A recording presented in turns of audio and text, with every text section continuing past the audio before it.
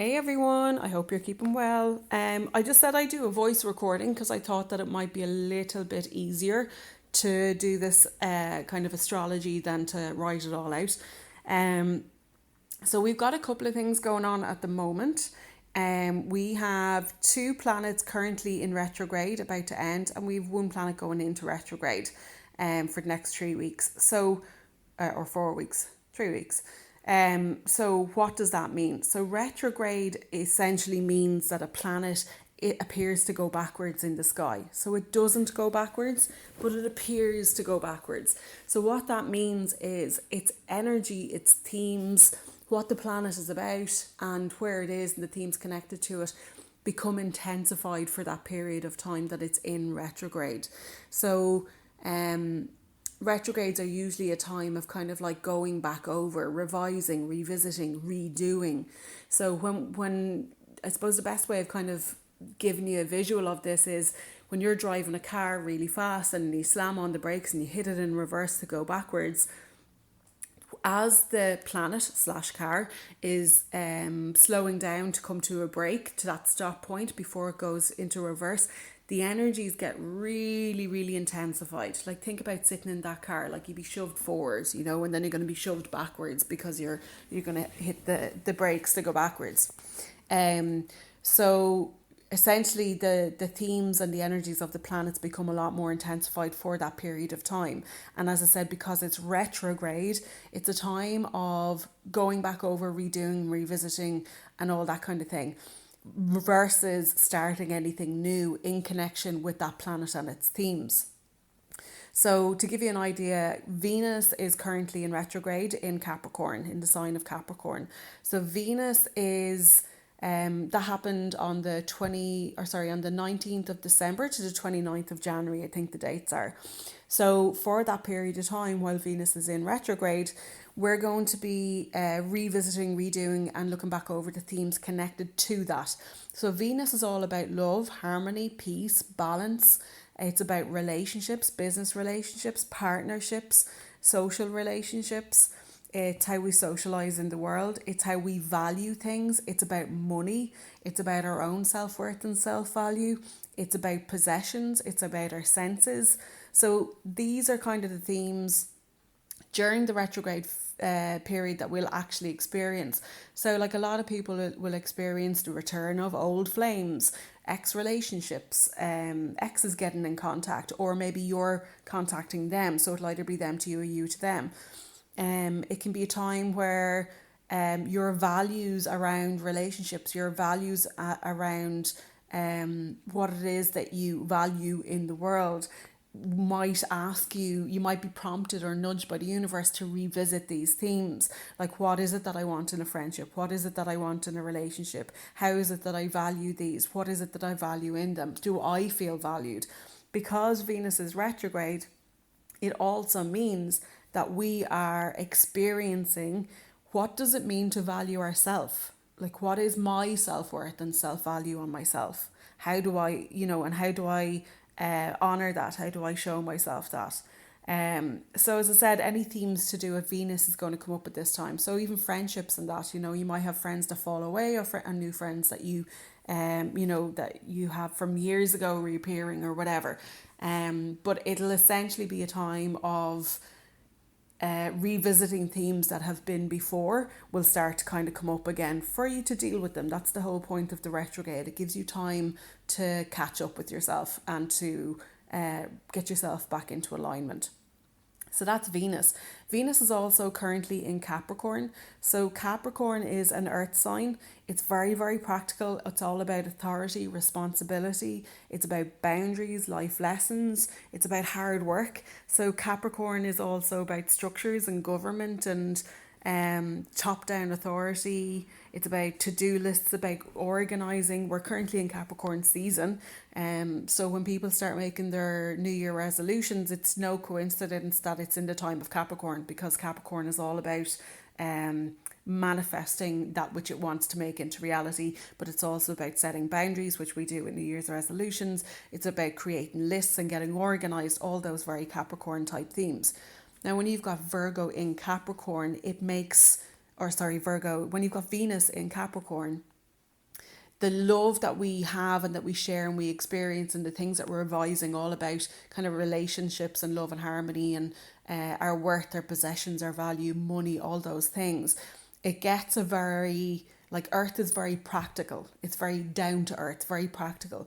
So everything that we're revisiting in terms of these themes will all be about practicality, simplified. It's very much more, it's a very much more mature type of looking at everything than it is kind of fanciful and fun if it was in like Leo or something like that, So it's a very kind of, we're taking things very seriously at the moment. We're taking love and relationships very seriously. We're taking money very seriously. We're taking our self-value and worth and how we value and worth over others seriously at the moment. And that's all about going back over. So now wouldn't be a great time to start a new relationship, for argument's sake. It's not to say that you can't. Of course you can if you want. But what happens is when we're in retrograde and we start something new, the themes connected to that retrograde usually means that we have to revisit it at a later stage. So if during a Venus retrograde you started a relationship with somebody completely, totally brand new that you've never met in your whole life before, you've just met them, the chances are you might have to revisit the themes about how you met or something about the relationship at a later stage in future. It doesn't mean it won't work. It doesn't mean anything bad. It just means that something will come up that will prompt you to look at things maybe again, okay? So yeah, so usually not a great time to start anything new if you can help it. Unless it's a past flame or a past fling, go for it. So just look, follow your intuition. You'll know yourselves what that means for you. So then the next is Mercury is currently about to go into retrograde. Actually, before we go into that, Uranus is currently in retrograde. So Uranus has been in retrograde, oh my God, I can't remember, I think like since November, and it's finished at the end of January, start of February, I think it is. Sorry, I don't have the dates on that. Uranus is an outer planet, where Venus is a personal planet. We feel it personally, and depending on where we chart, where that is in our birth chart, will depend on how that feels for each of us. But Uranus is an outer planet. It's further out. We can't see it with the naked eye, and therefore Uranus tends to be more connected with generational or collective themes in society in general. We will feel it personally, especially if it's a more personalized planet in our chart, or if it's a more personalized, if it's hitting off something personal in our own natal chart and our own birth chart, we'll feel it a lot more. But it's usually everybody will be feeling this in a kind of more general way. So Uranus is the planet of rebellion. It's the planet of revolution. It's the planet of awakening. It's all to do with the new, the future, what's to come. It's to do with community and our sense of community.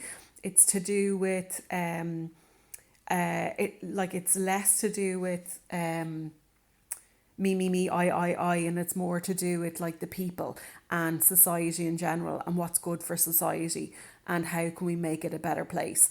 But it's also about sudden changes. And so when we have an experience of Uranus in our own charts, we'll experience sudden change. Sudden things happen, sudden changes in direction.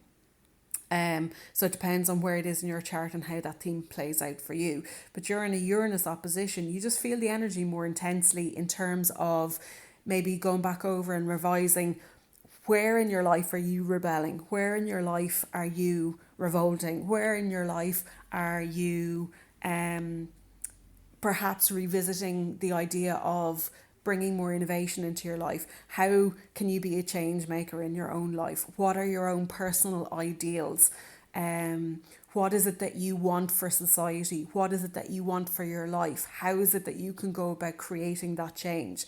How is it that you can use the skills that you have to improve your life and to improve in society as well? So all these different kind of themes are going to come up around this time.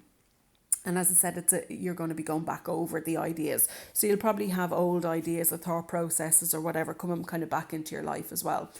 I meant to say as well, sorry, Venus, because it's such a personal planet, has so much going on it. The other thing with Venus as well can be to do with contracts. So like marriage contracts or business contracts or any of that kind of stuff can come up at this time. I've actually spoken to a few people who have had old business partners contact them or have revisited old business ideas that they wanted to put into action from years ago, and they're kind of coming back up and they're revisiting them as well. So that was just another thing to do with Venus. And then Mercury, we have Mercury retrograde coming up. Mercury normally retrogrades 3 times a year. This time it's 4 times a year, or 4 times this year. The first one we have is from the 14th of January to the 4th of February. And it is, so Mercury retrograde, Mercury rules communication, thoughts, ideas. It rules anything to do with electronics, travel, your car, local community, interaction with siblings, basically anything kind of communication or thought related, like communication, thought, speak, ideas, whatever. So when we go into Mercury retrograde, and I'm sure you'll all have experienced this, your phone won't work, your files won't save on your computer will break down, your phone won't charge, you'll run out of battery, your car will break down, the lights will come on in the car, your car alarm or your house alarm will be going off, or all the electronics start to kind of glitch. And then other people will experience it as like, you can't get your brain to communicate with your mouth clearly. So things won't come out the way that you want them to, or you can't really get your thoughts clear. Your thoughts might be foggy, you might feel confused. You might keep misspelling things, or you might have to keep resending emails over and over again. Files or emails go missing. I always say during Mercury retrograde to make sure just beforehand to like save all your files, save any stuff that you want on your phone, download it or whatever, get it kind of uploaded and put it into a safe place, because things can be quite glitchy. This Mercury retrograde is dipping into Aquarius and then going back into Capricorn. So this particular retrograde, I feel we're probably going to feel it quite strongly, because it's also at a square to Uranus, which is the planet I was talking about a few minutes ago. And Uranus by itself rules electricity. And then Mercury rules communication, which is also electricity is kind of a form of communication. So with a square between Mercury and Uranus, that's like things suddenly turn on and off, you lose files, you've sudden downloads of information. Be really, really mindful over between now and the 14th even, I'd say go change your passwords, because Mercury ruling communication and emails and messages and all that kind of side of thing, on top of Uranus being the planet of sudden change and things happening suddenly. It wouldn't surprise me if we see a lot of hacking, or if we see a lot of sudden, because it's also, we've got Pluto in the mix there a little bit further back, but it's going to retrograde back over that. So like Pluto is all to do with like things that are hidden, secrets. So things like passwords, I would just say change your passwords, make sure that nobody has them, and do all that kind of stuff. Doesn't do any harm to do that every couple of months anyway. We're going into the age of Aquarius, which is, we're going to see so much more hacking and scams and all that kind of stuff as well. So Mercury retrograde also is a time for, if you can avoid it, it's fine if it's already planned and you already need to do it or whatever. But if you can avoid or postpone signing any new contracts, starting any new deals, signing up anything, try and avoid it during the Mercury retrograde, because usually what happens is it means that when we come out of Mercury retrograde at a later stage, you're going to have to go back over that for some reason. Either there'll be something in the small print you didn't read, or there'll be miscommunication or whatever as well. If around this time, it's usually a good idea to avoid procedures and anything like that if possible. If not, it's, don't be worrying about it, it's grand.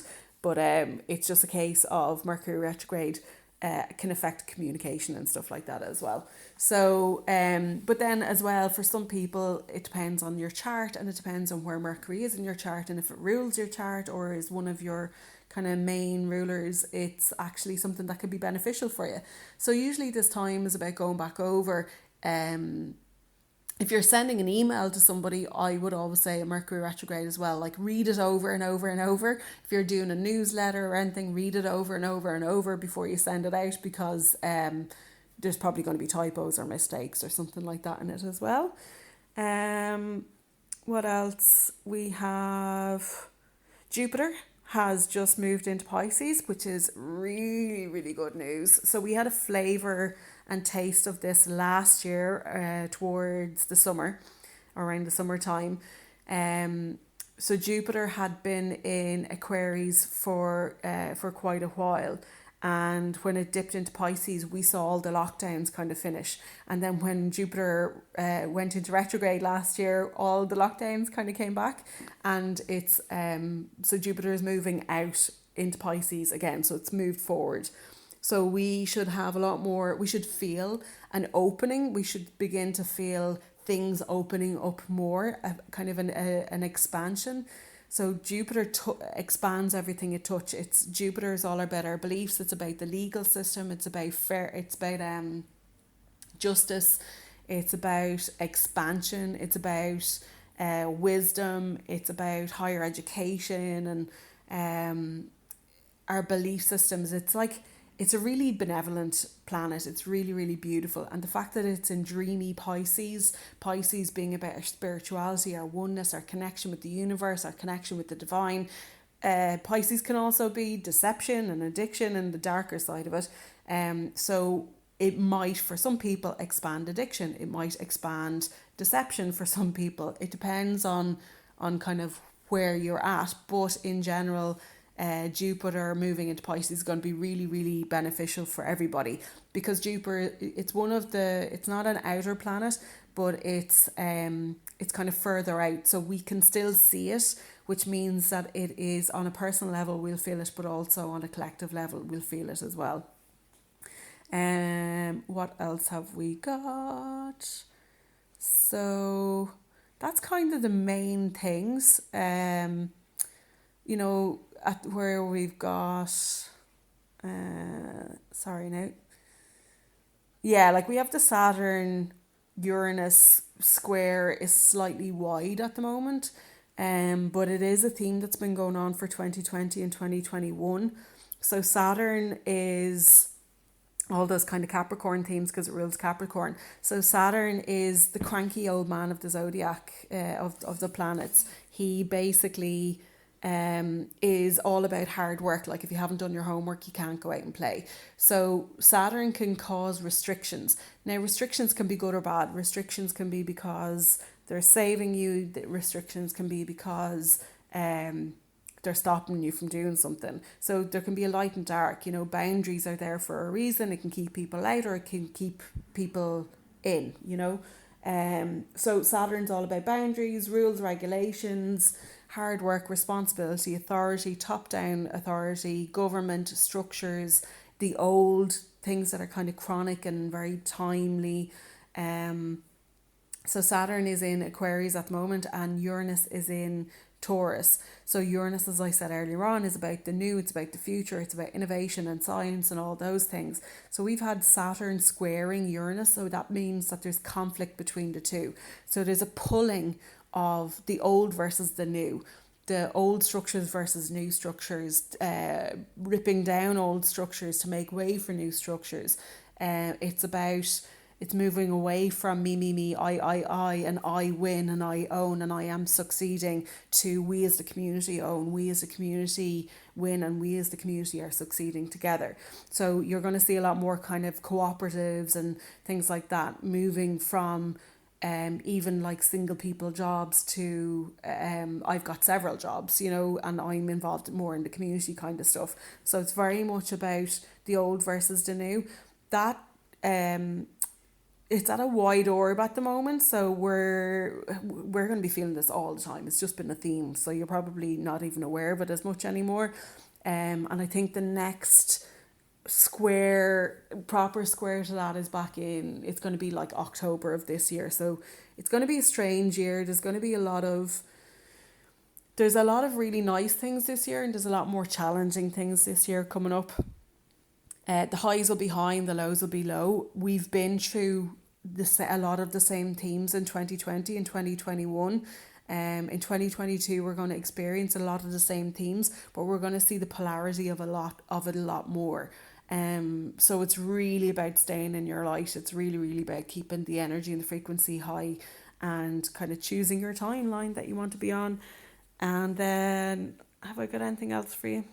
Oh yeah, Mercury and Saturn are conjunct at the moment, so it won't take long to move away from that. But when Saturn touches any other planet, it can basically cause restriction and frustration, and it can slow everything down. And we've got Mercury there, which is already going to be having our communication slowed down and messed with. So we're going to feel this kind of like anxiousness, or this kind of nervous energy in ourselves, because we kind of want to move forward but we can't. So there's like this frustration of restriction in our communication and our thoughts and our ideas, and perhaps things that we want to move forward on we can't. So there's that energy there a little bit. Mercury is going to go, it's not going to get exact with Saturn, but it's in a close enough orb to it. And then on the 1st of February, kind of around the first week in February, last week in January, like Mercury conjuncts Pluto. So there's a bit of like depth. There's like some sludgy energy still to move through. And it's going to take a little bit to get there. I reckon by the first week in February, we're all going to be feeling a lot lighter, and things are going to be moving a lot easier for us. But it's a little bit sluggish at the moment. And I think that's it for the minute, like for today anyway. We've a stellium and planet in Capricorn, so we're feeling all those Capricorn restrictions. Sorry, I'm just looking at the chart here. So yeah, so that's kind of it. I would say this is all going to vary for each of you individually, because you've got your own personal natal charts, and depending on where these planets are transiting in your own natal chart, it's going to affect you all individually. The best way of doing it is I have an app on my website that you can upload your own birth chart and have a look there. And if you have any questions, just drop me a message anyway. But I hope you're all well, and I shall talk to you soon.